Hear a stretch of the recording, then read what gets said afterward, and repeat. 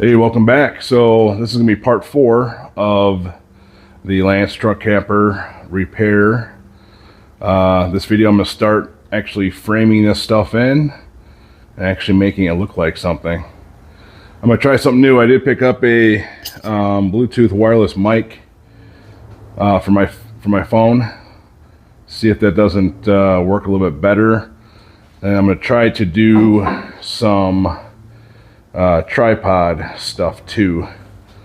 So we'll try it out, see how it goes. All right, real quick, we're looking at what we've been looking at.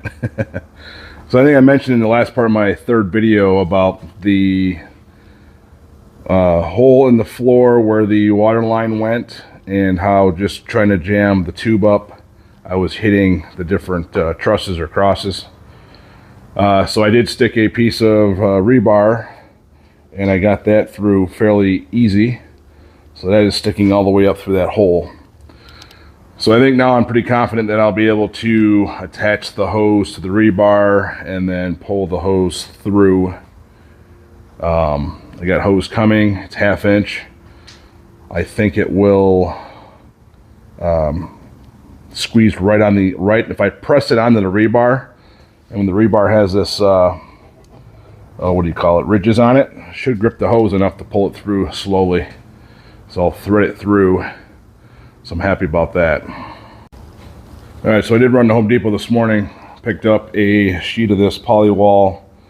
It's like a real thin vinyl plastic, so 100% waterproof. And then also a sheet of, it's basically like a plastic coated paneling. Both this stuff is in the bathroom remodeling section of the store, so it's all meant to be used in bathroom wet area. So this is probably going to be used to skin all the interior walls. That'll be used to replace the original paneling that I've ripped out. I think going forward I really don't need to go this extreme. So there's already been a couple things that I would do different now after getting this far. So anyway, I'll take care of it as I go.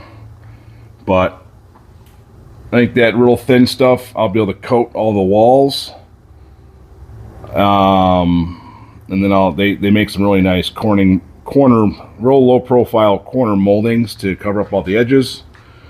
And then the plastic line paneling, I'll do wherever I need to replace the actual panel and go from there. So, all right, let's get started. Let's actually get something going here.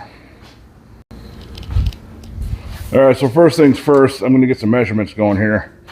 I want to get this horizontal floor structure in first. So I'm going to take a measurement. One thing, again, I don't know how big of a deal it is. We're only talking an 1/8 inch, but basically the whole back side of this wall looks like it was one piece, and then this was like put on as a cap to the rest of the camper. So this actual internal wall paneling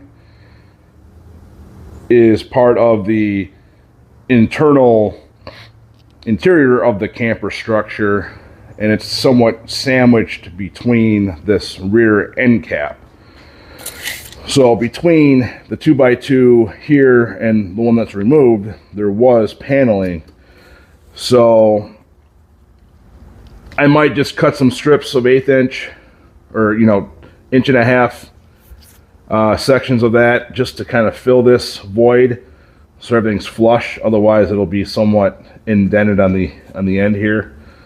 So I'm going to go ahead and cut some spacers to go between the two 2x2s and go from there. All right, so I got my piece cut here, 93¼ inches. Do a little test fit here. Fits in the pocket nice. So nice and tight against the other board. There's definitely that eighth inch gap. So I'm going to take that strip and liquid nail it, and then clamp that to another board, and that way it's all secure.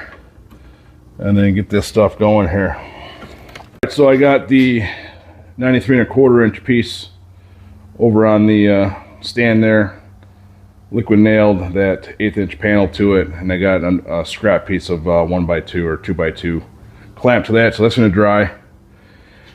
And then looking over here where this inner 2x2 goes, basically is directly in half or center of the outer 2x2. So I measured from what's left of this one, edge to edge, and it's 25 3/4. So I'll probably still wait, but 93 1/4 minus 25 3/4 means that this piece here to the edge should be 67.5 inches. But I don't think I'm gonna cut that yet. I gotta leave here soon anyway, so I'll just let that dry, come back tomorrow, that'll be done, and then I'll just do everything 100% accurate. All right, so I got the first piece going in here. Let's see, if I would have had this yesterday, picked up a narrow crown 1/4 inch stapler. This is going to be key to attaching the siding and everything back on the camper and the paneling. If I would have had this yesterday, I could have liquid nailed that strip down and then tacked it in place and then kept going, but I had to wait for the setup and dry. So that's all set now. I'm going to go ahead and put just a couple screws in, not crazy, just to get that bottom piece secure, tacked in place, I guess. I'm used to saying. I'm going to pre-drill my holes and then use corrosion resistant screws.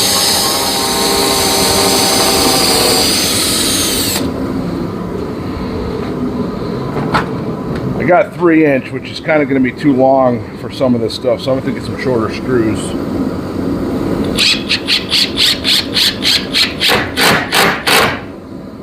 Just tap them in so they're flush.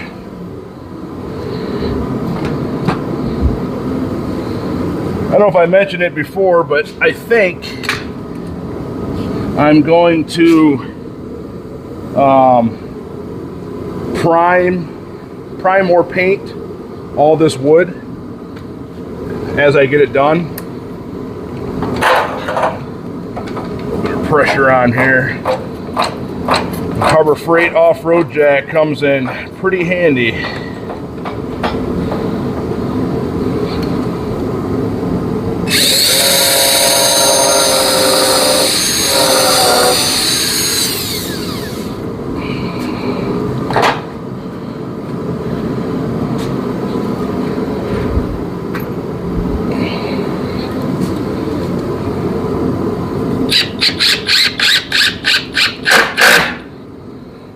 There's 2.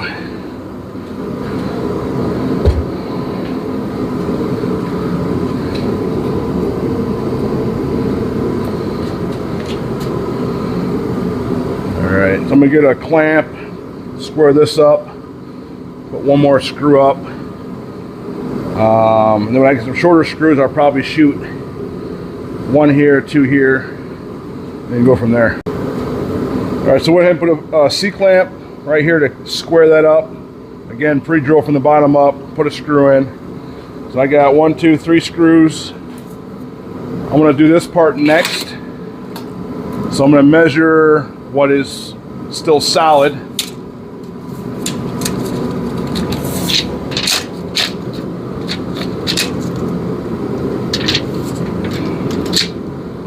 $70.5, and then I'll measure the existing board that's still here,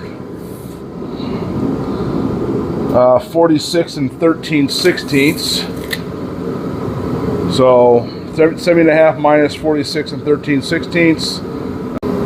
Or like I said, it measures from top of the door jamb down 7.5 inches.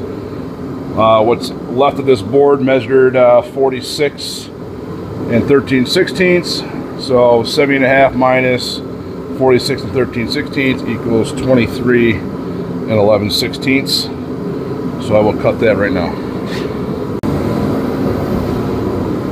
All right, so here's that piece cut, 23 11/16. I got it C-clamped to the top joint. I'm going to pre-drill, put one screw here, and then I'm going to verify my width measurements to make sure that this is square.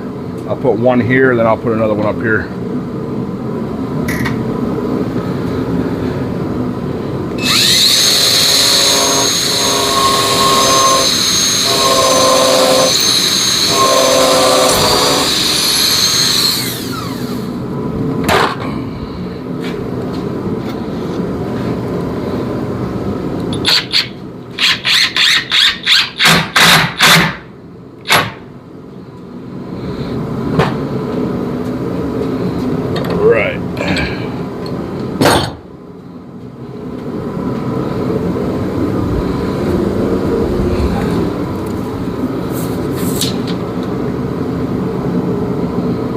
So I'm at 22 5/8.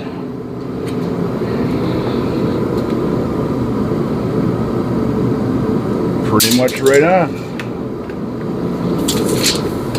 Of course, I gotta move the jack out of the way so I can screw it in.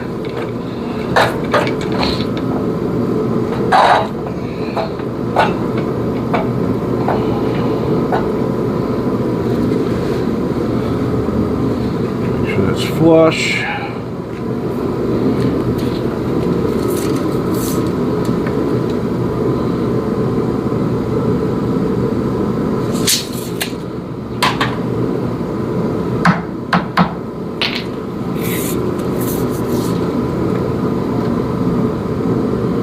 .22 5/8. Let me just squeeze this together real quick.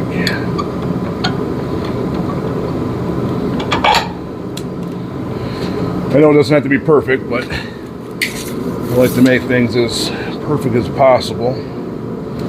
22 5/8.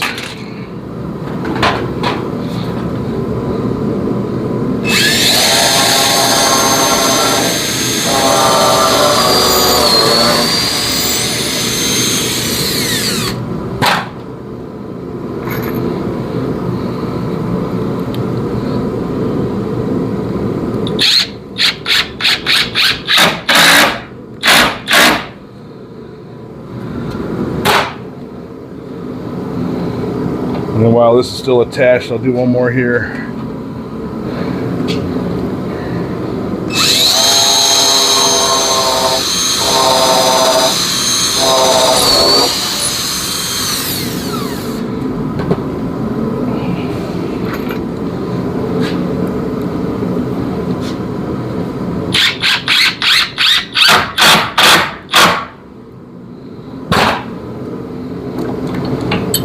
All right, starting to look like something.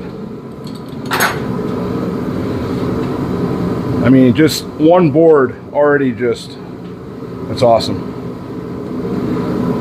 All right, what should I do next? I think I'm going to do this edge corner board.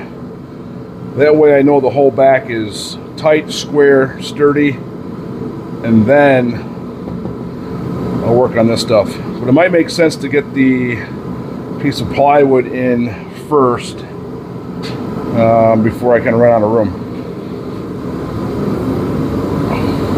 All right, I'm gonna move over here. So this board right in here is where the rear support leg goes. These, you can see these larger holes. So, I mean, it's pretty Swiss cheesed on top of looking pretty bad. There's a big knot right here. So I'm going to go ahead and cut it right above that knot. From here up's pretty good. Like I said, I'm not trying to reinvent the whole camper. So all I know is that from this section down, you know, right in here is where the leg's at. So that's the most important as far as being Swiss cheesed. Up here, it's just the corner molding trim that's basically held in with some smaller screws, and then the butyl tape, and then just a couple staples for the siding. So let me get this sliced out here with the multi-tool. This blade has been through some pretty big screws, so I'm actually missing a little bit, but it's going to cut through a couple staples and then just separate the paneling from it. Should be good to go.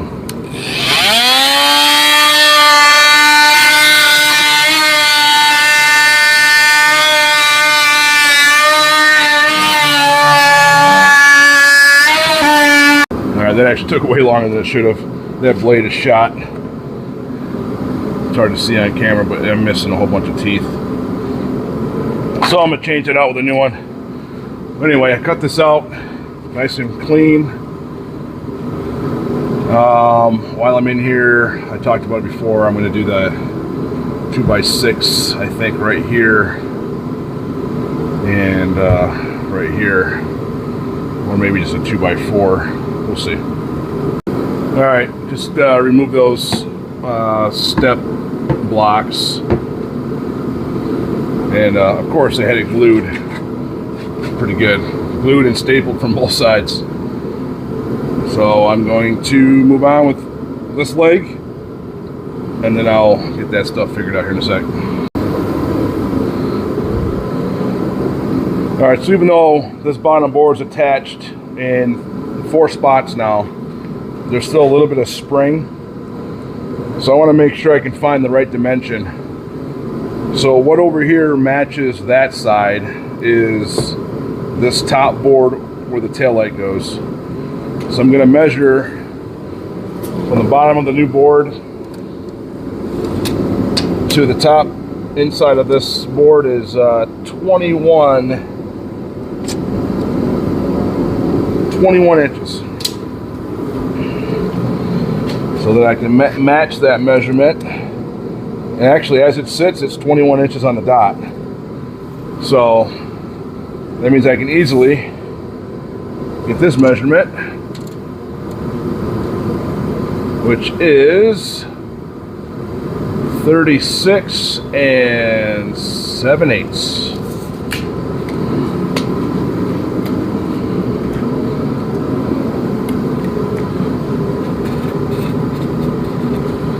Alright, I got ahead of myself again. I went ahead and measured this second 2x2, so that's in. And then I went ahead, took out those 2 wood blocks. Got a 2x4 right here. Did a 45-degree notch for the wire. This is liquid nailed, screwed from the side, and then I tried out the 1-inch staple gun, so that worked out great. Staple, staple, staple.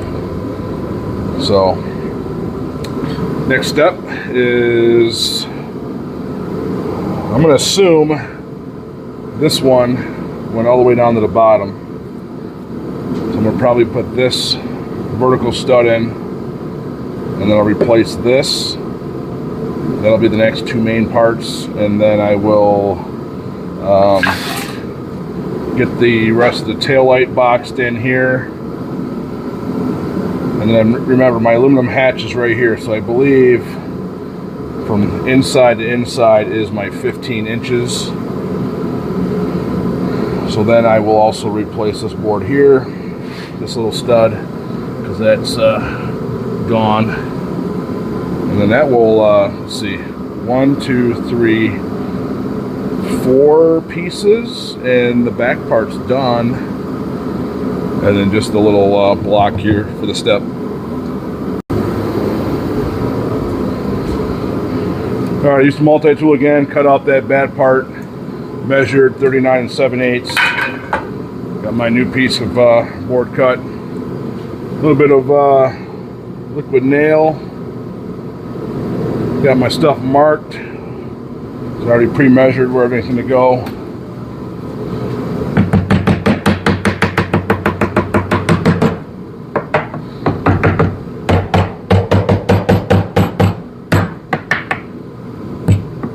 Marked centered. I pre-placed it, like I said, and I drew a black line on both sides so that way I can line them up easy on camera. Put a center mark right here. So that's all good.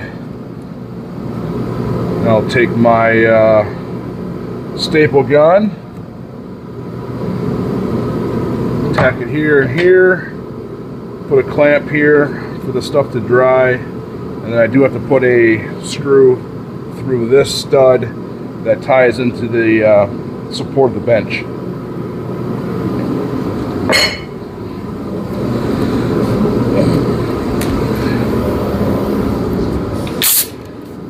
So far I'm loving these staple guns.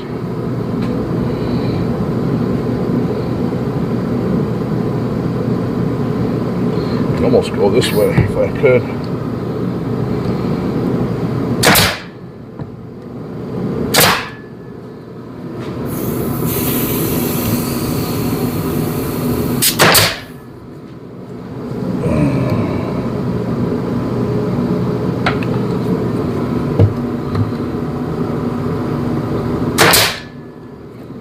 Perfect.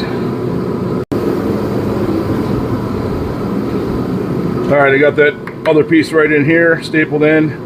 Took some measurements off this tail light. So from the top inner down is 5 3/4. So I already measured that.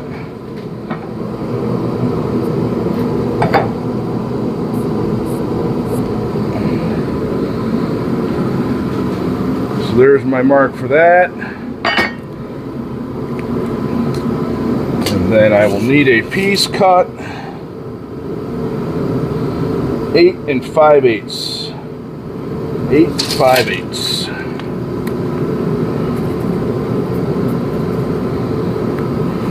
All right, let me get that one cut. All right, taillight area is boxed in. And then I just went ahead and started boxing in. So there was just a 1x2, just like so, leaving like a 3/4 inch gap between the 1x2 and the 2x2. So I figured might as well just double up. I'll do a 2x2, and then I did a 2x2 here. Just seems like a better idea to screw something to more meat. So I test fit the hatch door and it fits. I just need to, fits perfect. So there's about, it looks like a lot of play, but there's an inside frame. So basically to line these holes, the original holes up, there's roughly that much of a gap I gotta fill. So again, this whole section was pretty rotted and none of it made sense. So I'm sure factory there was some type of little spacer piece, but I'll get that figured out. All right, so I'm gonna go ahead and cut this video off right here. I think this video is gonna be way longer than what I would like it to be. But again, I was trying a different form of video. So I'm gonna end it here, and then I'm gonna pick back up. I'm gonna start working on the floor section, getting this part framed in, and then that secondary 2x2 behind here. So yeah, I'm gonna work on the floor from here to here for right now, and then I'm gonna work on boxing the rest of this wing in and go from there. Like I said, I'm gonna end the video right here, video 4. I'm gonna start moving on and check back for part 5. Thanks for watching.